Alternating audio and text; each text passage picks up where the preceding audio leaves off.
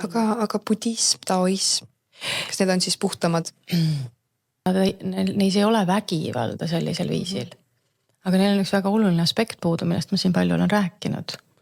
Ja see on, nad räägivad küll armastusest, aga nad ei armasta ise ennast. Miks nad ei armasta ise ennast? Ma toon kohe väga lihtsa näite, seal on jälle naisaspekt puudu. Mungad on suuresti mehed. Täna on ka naisi võetakse vastu, on naistel eraldi kloostrid. Aga kuidas see läheb üks budistlik munkt? Mina olen Tais elanud, ma tean natukene sügavamalt seda. Nad magavad siis nii-öelda seal kuskil kivist voodite peal. Nende padi on puidust.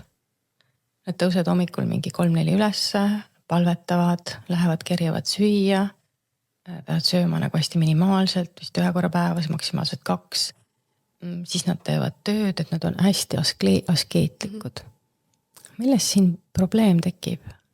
Rõõmu pole, naudingut pole, elulisust pole, mängu pole, aga see on naisenergia.